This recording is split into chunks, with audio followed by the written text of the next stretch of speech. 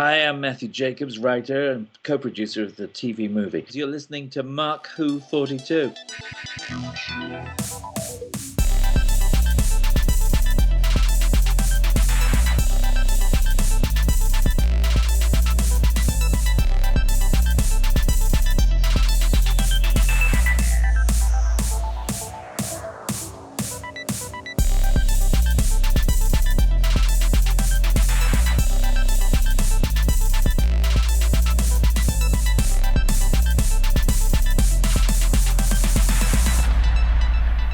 Welcome to Mark Who 42. Hi, everyone. My name is Mark Baumgarten. I'm your host here at Mark Who 42. Yeah, that was redundant. I don't care. We have a great show for you today. We're going to review a movie that just came out a couple of weeks ago. Star Wars, The Mandalorian and Grogu. It's interesting. I thought it was called The Mandalorian and Grogu, but I'm looking up on IMDb and stuff, and it's saying it's called Star Wars, The Mandalorian and Grogu. Who figured? But before we talk about that and give you a review, I need to introduce our players. First, we have Vicky Jakubowski. Hey, Vicky. Hi. Hey, Vicky. How's it going? It's a going. It's a going. I hear it's snowing. It's a going. It did snow this week, or pathetic attempt at snow this week. I'm really looking forward to summer starting soon. Yeah, you're less than a month away. We also have Juan Sanmiguel in Orlando. Hey, Juan. How's the weather there?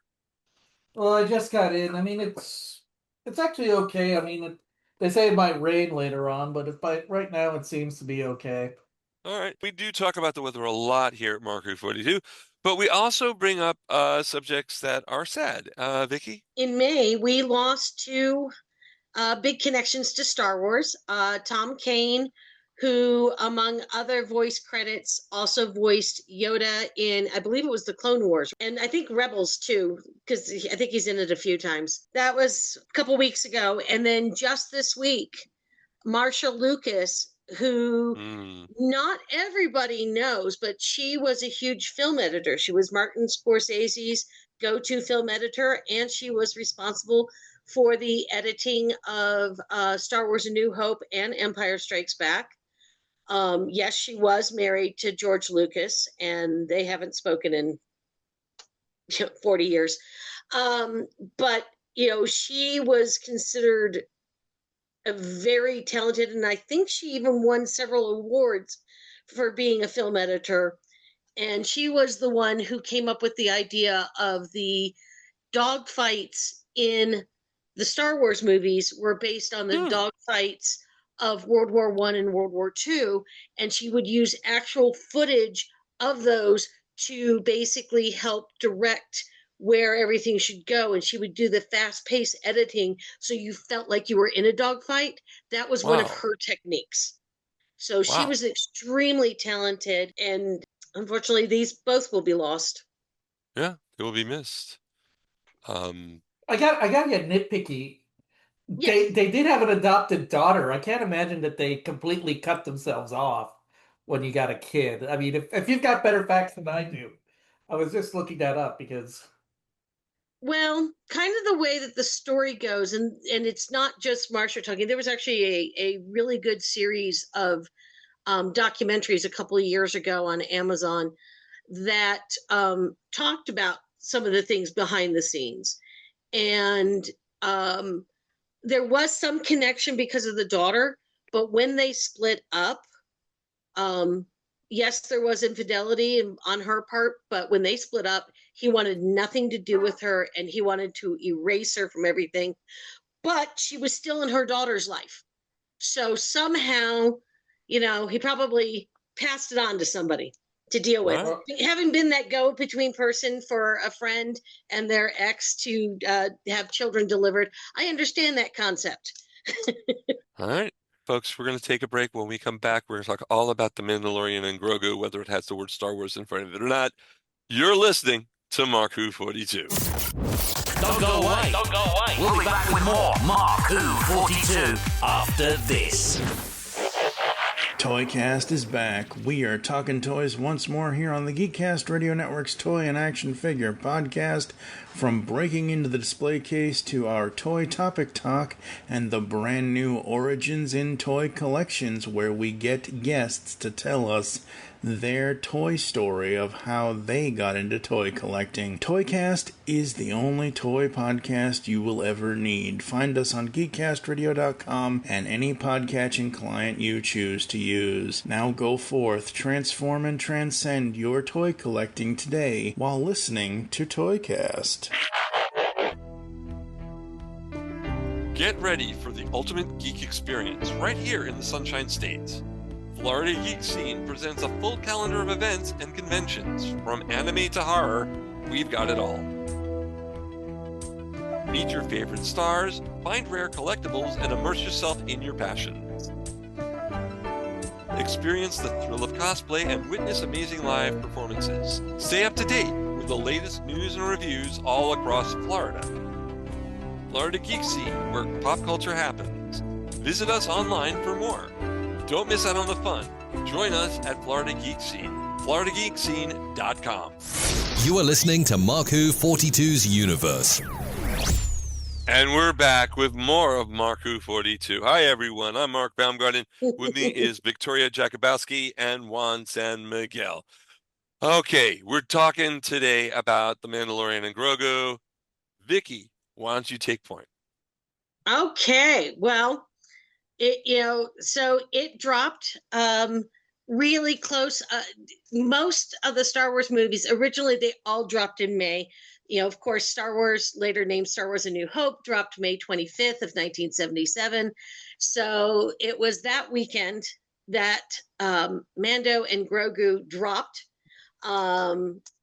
Its opening weekend, I know it had already exceeded $100,000. $100,000. Oh, that's a lot of money. I keep that in my car. Sorry, $100,000 was a big deal when I was a kid. $100,000 is a good candy bar. It's a good candy bar. Hey, I've got Box Office Mojo. At least please, they haven't. give me the box office. Please go for Charlie. it. Go for it. Okay, right now it's 98 mil. Okay, so they're pretty close. Actually, somebody thinks that Obsession is going to beat them this week. I don't know. I mean, but I've heard that. I've heard people saying that it's going to knock it out. I've actually could have seen it at the Florida Film Festival, but the thing is, I was looking at all the breakdowns of the movie to look for science fiction and fantasy films, and I guess whatever they had in that block did not strike me as fantastical. There's supposedly a fantastic element, but we're here to talk about Star Wars. Yeah, we're not here to talk about other things. We could also talk about Masters of the Universe, but no thank you. Actually, but no thank you. Not today. Not today. Maybe when Dolph Lundgren tells me that it's okay to watch the second movie. Oh, stop it. We're going to go see it anyway, and you know it. Oh. I plan to see it, and I've got a guest. I got a guest in mind, but she's in Germany, so that's a problem. My next two movies are Supergirl and the Spider-Man movie. Those are my next two movies. All right. But anyway, we're here. You're right, though. We are here to talk about Star Wars. Sorry. So this, of course, it has been done by the people who brought us the series and all the people who are big in Lucasfilm right now. Jon Favreau and Dave Filoni did the writing with someone called Noah Clore. Noah Clore, who is known for the Mandalorian Book of Boba Fett and this horror comedy short called Sleigh Bells, S-L-A-Y Bells. I'd like to see that. That sounds kind of cool. Interesting. Yeah. So, of course, it's directed by Jon, and it's really funny how Jon Favreau was this little character actor once upon a time, and now he's one of the biggest directors.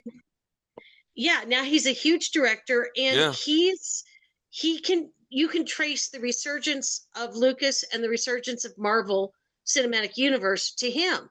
He's the one who pushed to get Iron Man done when nobody wanted to touch it. And he's been very involved with all of the Lucasfilm TV shows that have come out over the last few years. He's been involved with some of the films, writing, directing. supporting, producing, whatever it is. He is a huge fanboy, and sometimes it's really nice when you see the fanboy kind of, Yeah. make good. Well, And fanboys make good in a lot of different shows. I know they there's a do. show over in England that had fanboys running it, pretty much. It's one of those things where I think that people, they hear the name Jon Favreau and they just don't put it all together. Hmm. Is he the new Spielberg or Lucas, do you think? Which would you put him as? I would Can put I him more Or towards. someone else, or anyone else? What would you say he's the new? What do you say, Juan? I think he's a good director. He's a competent director. I Vicky, you're gonna hate me for saying this. Maybe he's the new Cameron. Because to me, Cameron, we Wow. know we've got our issues with He's him, a good director. but I may not like him as a person, but he's a good director. he's a good director. I can't. The thing is, you got to understand. One of the things that always stuck with me with Harlan's writing is in 1980 or 81, he wrote the seven. He wrote a whole thing about film directors, and he then gave the seven great directors who were. We talked about that in another show. I don't. Oh, I don't think you guys were on it. I think it might have been a show I did with Haley. Oh, I a don't show think we you- weren't. Okay.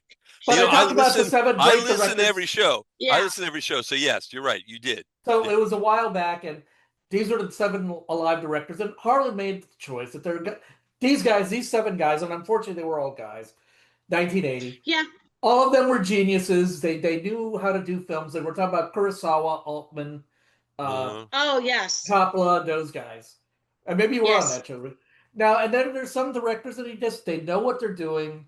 They're good craftsmen, they're journeymen, and they can do what there are. I mean, Harlan was actually going to direct an episode of Twilight Zone, but that got botched up. That was I gonna be- remember. Yeah. But I'm just saying, I'm not saying Jon Favreau is a very competent director. I have no problem with the look of this film, which at the end of the day, he's responsible for. I mean, he's going to be the one who's going to, unless he, most of the time, I should say that because I guess sometimes you could get shafted and not get the DP, the director of photography that you want for the look of the film.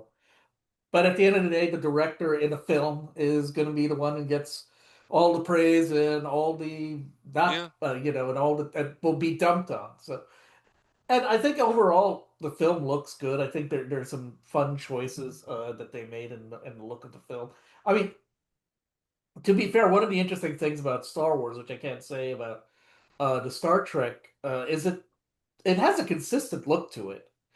I mean, Star Trek is always reinvented. Yeah.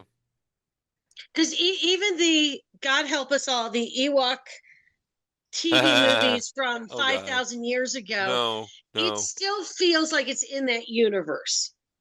It's not the best TV that was ever existed by a long shot. Would you consider the Christmas special part of the universe? There was a story that I heard, and I don't know, or maybe it was at Worldcon. There was a guy, I think his name is Craig Miller, who used to work in the promotions department at Lucasfilm, where he worked somewhere in PR. Okay. And in fact, he was able to bring a display of a snow speeder at the 78 Worldcon in Brighton. Wow. That wouldn't be too hard because remember all the filming for all the studio filming for Star Wars in Britain. In fact, but the thing is, I think Craig said that they are now doing like tiers of continuity, like films are A, and at that time I don't think there were too many movies. And the holiday special is kind of like on the D or E level. The holiday special I remember I watched it at a Trek convention. I think an old friend of Mark, you remember Nick? I think Nick brought and showed it at one of the last away missions that we had in Orlando, one of the last pure truck conventions. And one of the things that I was amazed was the fact that I think for 30 minutes there was no human dialogue in it. And I go, okay. But I will say this. If you were 7 years old like I was at the time, it was gold. Yeah. Well, hold on. So it would have been on, I would have been like 11, 12, somewhere there. And Did you watch it live? I watched it live. I watched it live. I went to the theater to see the first movie. I watched that live. I must have liked it. I must have liked it as a young kid. There is You're something right. about it that is quintessential 1970s. Yeah. Well, if you Because can it's find a it, variety special. there was Folks, if you want to see it, it's on YouTube. It is. It's on YouTube. Just type in Star Wars Holiday Special. You're right when you talk about, there is a feel and there's a consistency. And in every TV show, every animated TV show, because you even get that feeling in Clone Wars and in Rebels, you in Bad Batch, you still feel it you feel like you're in that universe. And what's interesting, because watched a few things after watching the movies, did some reading, and it was interesting talking about, there's also all these side stories, which Mando and Grogu, although they occasionally enter in the main characters, like we have Luke Skywalker appear in was it season 1 or season 2 of Mandalorian? I think it was 2. I think. But most of it is on the side.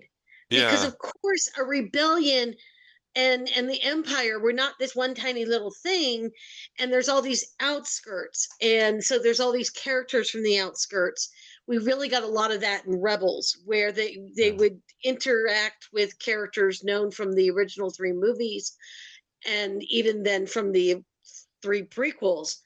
And so you have that, it touches everything, it feels the same, but we get side stories, and that's kind of what Mando and Mando's story with Grogu has been, is almost like a side story, just a very popular one.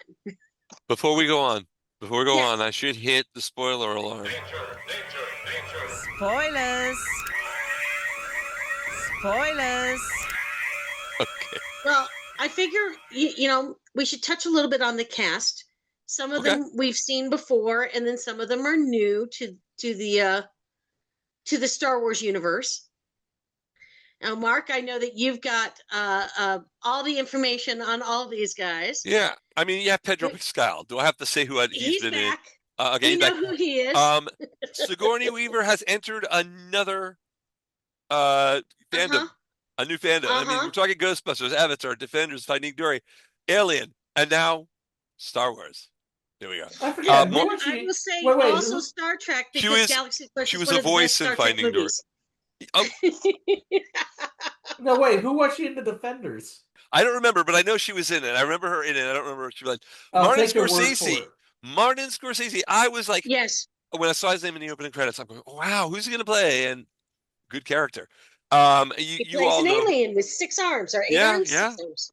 You need 6 arms to be able to do stuff like direct The Wolf of Wall Street, The Departed, The Aviator, Gangs of New York, blah, blah, blah, Taxi Driver. And you know what's interesting? He is like Hitchcock. He appeared in a lot of his movies.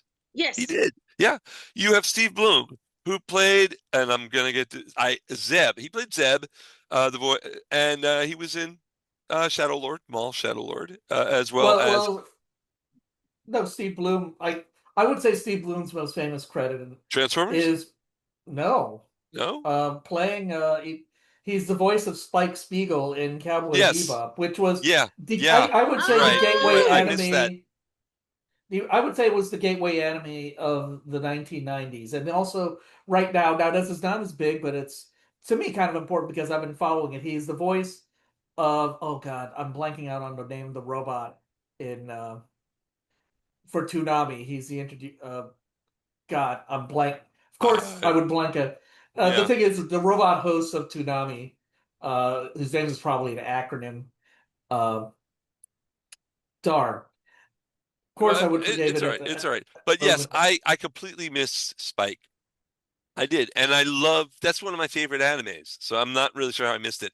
You got Jeremy Allen White playing Rod of the Hutt. He was in Springsteen Deliver Me from Nowhere as Bruce Springsteen. That's kind of cool. And of course, he was in the TV show Shameless. You got Johnny Coyne, who played Lord Janu. If you saw Toxic Avenger back in 2023, the newer version of it, he was in that. You know what else that Johnny Coyne was in? EastEnders, one episode of EastEnders. I had to put that in there. We just had the music play. We're doing the same thing as usual. And I was so happy to see Paul Sun-Hyung Lee in it. I was so glad that you had a character in it from the TV show and all the other ones that he appeared in as Captain Carson Teva. I'm very happy he was in it. I'm watching it. I see his face. I'm going, ah. So it was good they brought someone else from the TV show. Dave Filoni, who we just said was one of the writers, played Trapper Wolf. And here's a really weird one. And I did not know he was in it. I didn't hear his voice, and I'm amazed he was in it. Anthony Daniels played the air traffic control droid. Yes. I don't need to tell anyone in the audience who Anthony Daniels is, right? Do I? Okay, for those of you who are new to the Star Wars universe, there's this little character called C-3PO, and he's the golden robot who's tall and skinny. Another voice actor in this is Shirley Henderson, who was on a Doctor Who episode, and of course is best known to most American audiences as Moaning Myrtle from the Harry Potter series. Yeah. I didn't realize what huge a voice acting career she really has had. Yeah. I had that down. But yeah, it's just Doctor Who had it down. Wow. So, I mean, this is a stellar cast for what I consider a stellar movie. I'm just going to say it ahead of time. I enjoyed this movie so immensely that I probably want to see it again. I did like it. Well, I have to say that I definitely was fascinated. One of the things that's been happening, a resurgence in the last few years, is the practical effects. They do use CGI, but they also do practical effects. As a matter of fact, when Mondo is on, it's not the AT-AT, is it the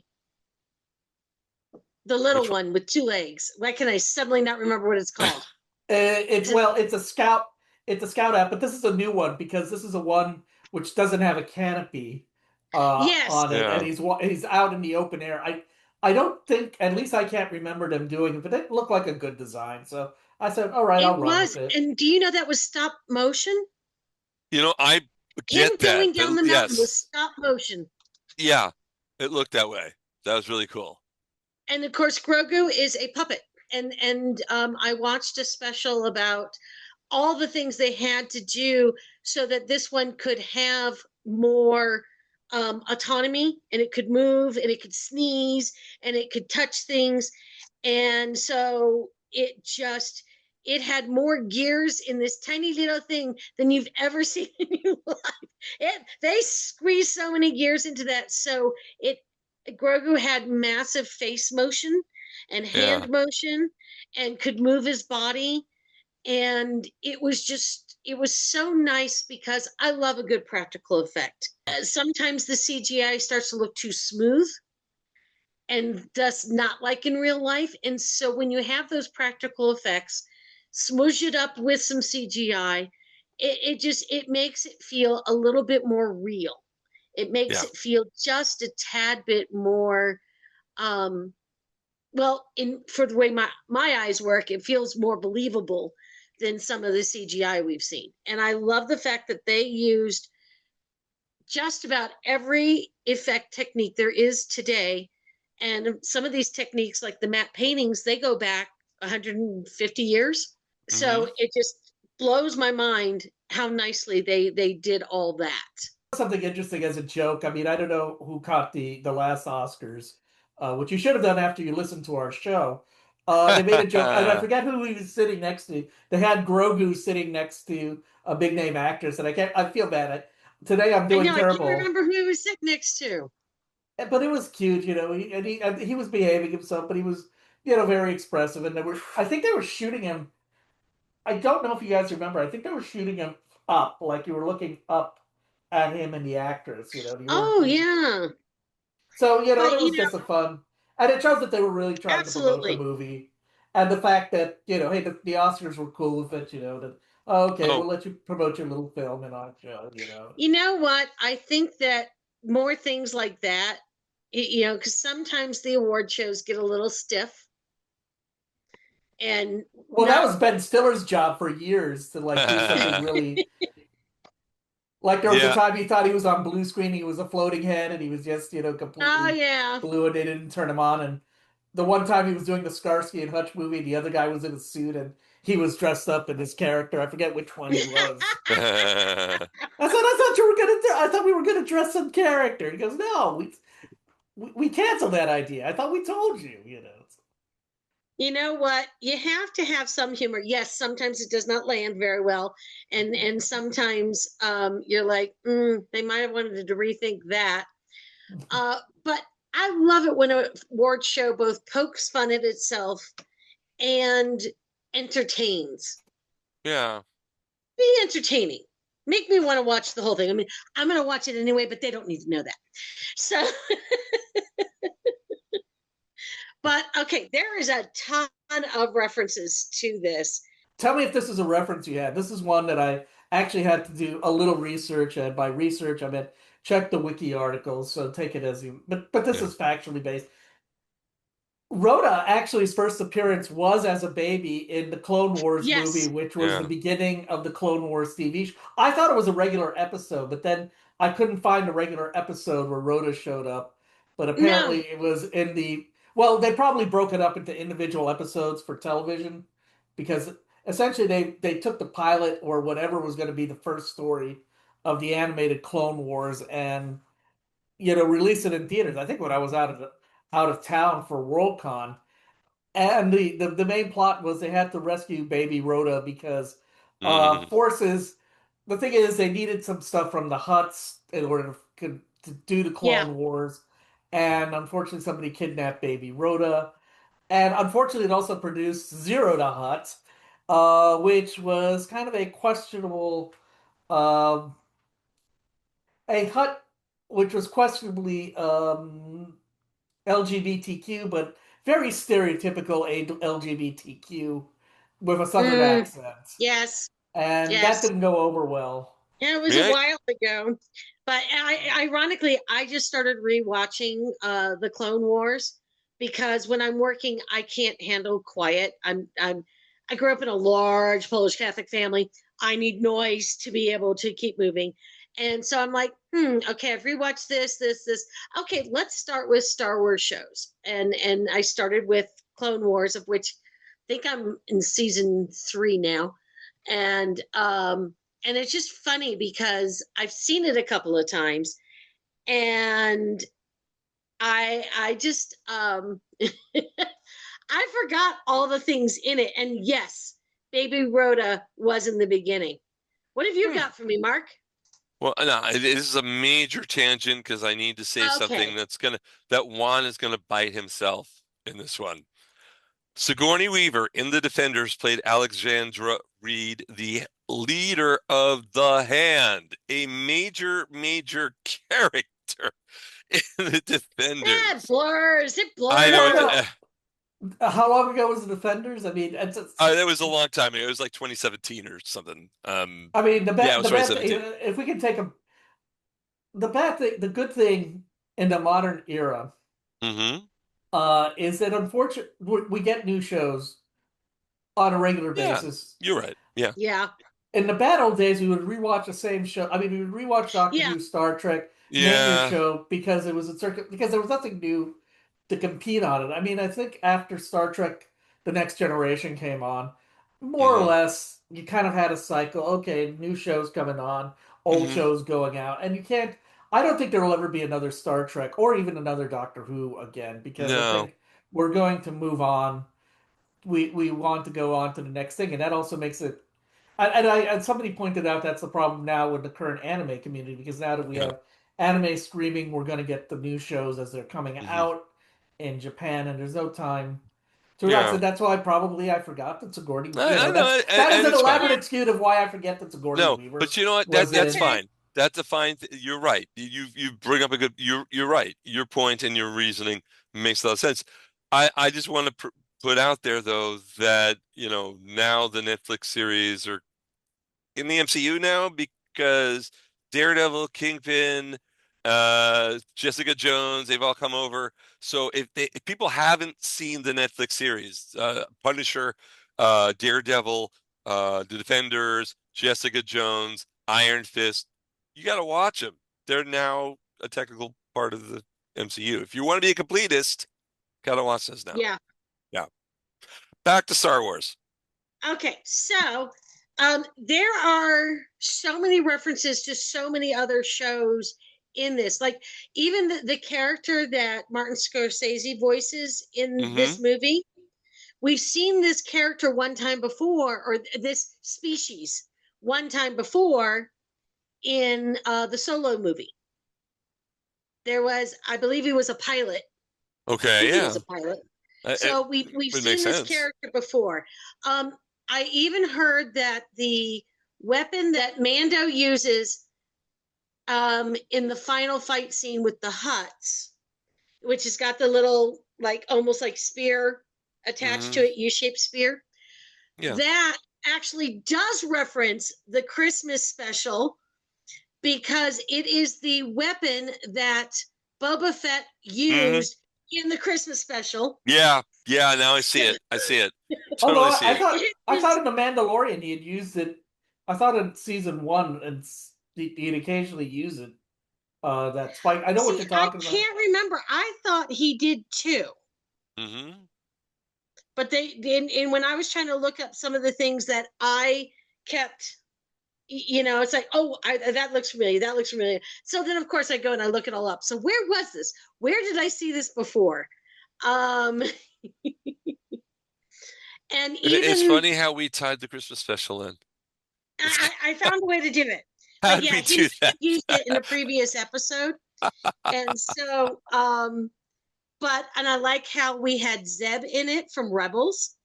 I think they did a really good rendering, and I'm very happy that the voice actor is the same voice actor from Rebels. That's a nice touch. There was even the shape, even though we're not on Tatooine where Jabba was, when we go to the Hutt's home world, you can see the buildings outside of the big growth that's living. I was trying to determine is that a tree? Is it just they dug it out of mud? I'm not quite sure how they built their palace, but around it they had all these towers that were very reminiscent of Jabba the Hutt's towers in Tatooine. There were so many things that I could feel the connection. So like you said, Juan, it felt like the right universe. And there were all these references to things in other areas of the universe. I mean, I don't even know if I could name them all because there were so many things that felt familiar, and some of it does reference things from other episodes of The Mandalorian. But okay, how many people felt like that first world where he's doing the bounty? It felt like Hoth. That was my first impression. Are we back on Hoth?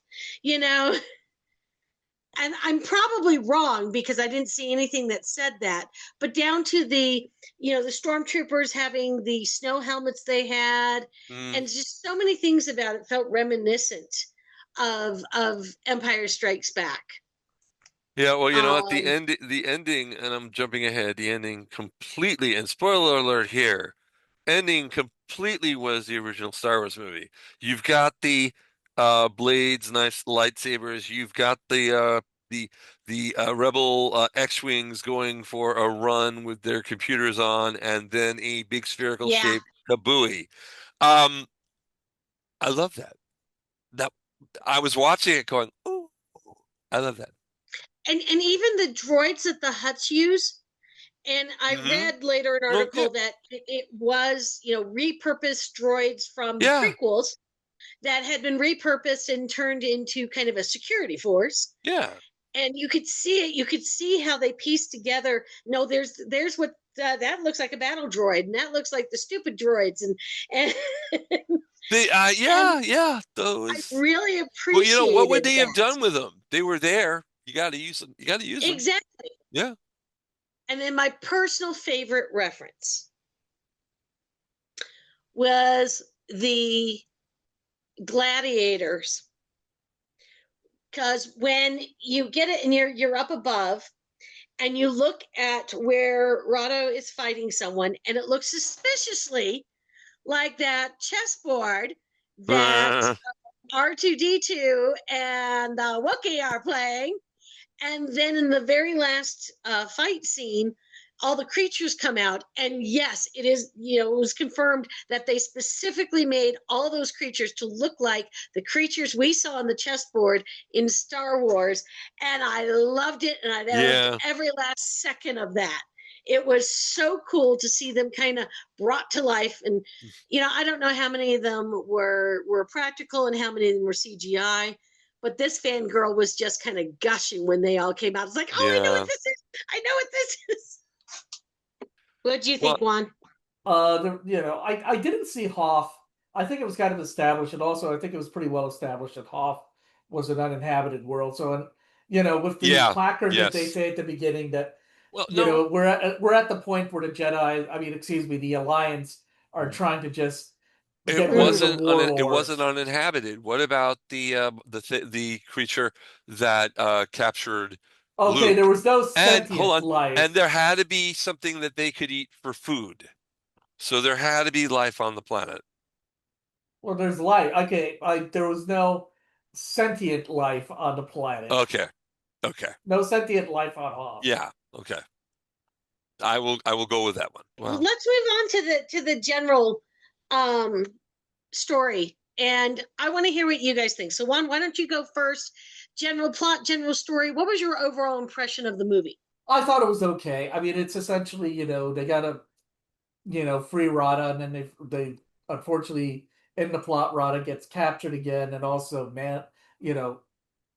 Darren gets captured again, and then we got to rescue him and also take care of the twin Hutts who are causing all the trouble. And it's just, I'm going to make a general statement. I didn't know where I was going to put. I generally, and this is just my general thought. I'm not raging. My whole thing with Star Wars is, unlike other things, I just think Star Wars only has one basic message, and it's not even in this film, which is totalitarian government bad, and everything stems to that. When I see Star Wars, it's action, adventure. Now, if it can hit the moment, all for the better. Andor just was lucky. Well, I shouldn't say that. Andor hit the moment as it was. The original movie hit the moment, but that moment was the fact that science fiction feature films up to that point were pretty depressing. You had Planet of the Apes series, you had Logan's Run, you had Soylent Green. I'm pretty sure in the 70s, one of the two, before 2015, there were 5 times that the Hugos as an award you have the option to say don't give an award in this category. Twice in the best dramatic presentation category in 1977, and remember it's before the previous calendar year. They didn't want to give anything. It was a little rough. Yeah. It was perfect example. Thank you. You picked the right word. It was rough for science fiction feature films, or at least they weren't happy films. Some of them had their merits, but they weren't essentially happy, fun films. No. And Star Wars was an energetic classic film using classical tropes. And, yes. And as Boy and His Dog, I would throw in there as well. What? I would throw in Boy and His Dog in there as well. I love that movie. That is such a good movie. So overall, I like the plot. I do like. I guess the most interesting thing about it is that I think this is the first time that we see Grogu kind of on his own. Not having Darren with him. Yeah. So you get like 10 or 20 minutes of him, trying to help out Darren, doing his thing, and then going and trying to rescue him, heal him, and stuff like that. And he's on his own, and we can see that, our Grogu's going up. It's actually confusing that Yoda, Yaddles, and Grogu's race. We don't know when, when they're going to hit puberty. I mean, we know they can live for 900 years. Yeah. They're saying that they have a 50-year childhood at least right now. Well, So the fact that he can take care of and then help cure, or not what cure, but help get better, definitely shows growth. And I love the fact that near the end, you can press the buttons. You can press the buttons. It's take it away. Mando has far more trust in Grogu, and it's a growth moment for both of them, where as the guardian parental figure is allowing more autonomy for the child figure, and the child figure is growing and getting his first driving lesson. Right. And it all happened in the movie, because he was at the beginning, definitely was still, a child and touching and everything. By the end of the movie, I'd say very close to starting to head towards puberty. I would hope. Wow. What was I going to say? Mark, what did you think about the movie? Well, I said I loved it. The part I wanted to talk about, when I was watching it, I'm like, okay, let's see how this goes. The beginning. And I was thinking to myself, okay, I could tell people this is like an actual action movie, not Star Wars. It felt like an action movie with the bar scene and all that stuff. And then it went to Star Wars. It was like there was a delay before okay, this is a Star Wars movie, not an action movie. Which The Mandalorian has action in it, the TV show, but this felt like I was possibly watching Jason Statham at the beginning. It looked like I was watching a down and out action movie, and then it turned to Star Wars, and I like that. I like the fact that they did that. It can help people who aren't Star Wars fans get into the movie, get like this character, and then if they've never seen The Mandalorian, and then ease into the Star Wars mythos. So I was very happy with that. And I loved the huts, the move. Like Jabba was just like stuck there and didn't move. These huts were like fighting and moving, and just the advancement of technology and the story really got me going. And that action opening, it did seem like an action. It did seem like an action film for a while. But that's good. That was very good. That got me very happy. And then when it went to Star Wars, even happier. I definitely enjoyed this film. I can't wait to watch it again. And for me, it was everything that I like about Star Wars, everything I like about the various phases of Star Wars. And I went with my husband and our adult son and his girlfriend, and all four of us. And his girlfriend hasn't seen a lot of Star Wars. We've been slowly fixing her. And so. Well, this was the movie to do it, action and then Star Wars. We all had fun. We all got different things out of it. I really enjoyed it. I will say that I was a little surprised by some of the complaints, although I can understand the concept behind it. The single biggest complaint that I heard in reviews on YouTube, on social media, was, oh, you know what? They just took like 4 to 6 episodes and smushed them together. And my first thought, well, A, why is that a problem? Yeah. And B, I can understand that but I would argue that the Mandalorian TV show and the Boba Fett TV show and the Ahsoka TV show are all very cinematic, whereas a typical TV show would be different, fitting in the various, genres. Right. But each one of these episodes, no matter how short they were, they felt very cinematic in a very short period of time. You had the wide angle lenses. You had the world building. You had things that you oftentimes don't see in a TV show, but you will see in a movie.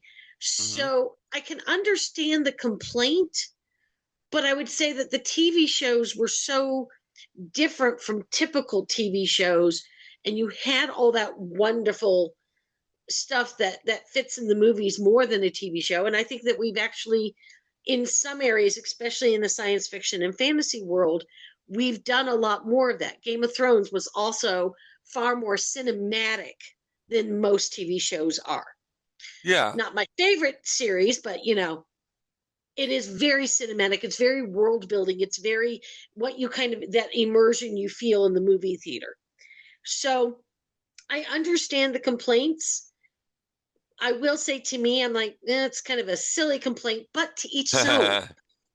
And I get that people were expecting something like New Hope, Return of the Jedi, or you know, any of the other 9 films. And well, I guess we But have more than that. why? It's not. The Because story is not. yeah, and you know, Juan, you are correct in that there is built-in arcs, and there are built-in I'm going to say like themes and stuff, like the fact that totalitarian government bad, and it definitely exists in all the previous movies, including the one-off movies, to at least a pretty big extent. And I feel that this one, because we're in that lull in between, you know, it's 5 years after Return of the Jedi, roughly 5 years after Return of the Jedi. So the Empire's fallen. First Order is not back up yet. And so it feels like the story is, let's try and prevent it from happening again. They weren't entirely successful because the First Order does come up. But it was definitely a little different in that you had what I feel was a much longer story arc, a much more complex, more like jumps as opposed to one just big arc. But I very much enjoyed it. It's funny. I was going to I saw it in the, I guess, the RPX theater at the Regal, and because thinking that it was like an IMAX, which it's not. It's not. But when I got there and like they said you can go in, I noticed the movie was not over yet. So I stayed outside, tried not to listen, but the effects and the music, it was like, oh, I cannot wait to walk in this door. This sounds incredible. And it was. And folks, when the story's over, you can leave. You don't have to wait for post-credit sequence because there isn't any. So just let you know, that's a big spoiler of the day. We didn't give you the whole script like we usually do. Just the spoiler is no post-credit sequence, which I stayed for because I watched the credits, but I was also thinking, oh, there'll be something. No. It's a Star Wars film. Why would there be a post-credit film? Yeah, Star Wars isn't big on the post-credit scenes. It was a fully enjoyable movie. Like I said, I want to go out there and see it again. I've got a couple of weeks before Supergirl and Spider-Man, so I can have the time to see it. But those are coming up, and we are going to review those. I think Supergirl and Spider-Man we will review. You do know that Supergirl is based on a Hugo nominated. Yes. And which you can get at your local library. Nice. At least I like that. I think I did check it out. I think I read it before it got nominated, and I nominated it. Mm-hmm. It was on somebody's best of list. Yeah. Well, very cool. Very cool. I guess we're into last thoughts now. I was going to actually say, that's what I was about to ask. If everyone was ready to end the episode. I don't know. I mean, do we have anything more to say? I mean, about this movie, or I think we pretty captured it. I do think that both Star Wars fans and new fans will enjoy it.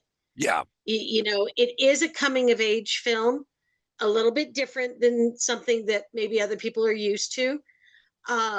It's got the action, it's got the dogfight, it's got things go boom, and then it's got the story aspect of it, which I really appreciate.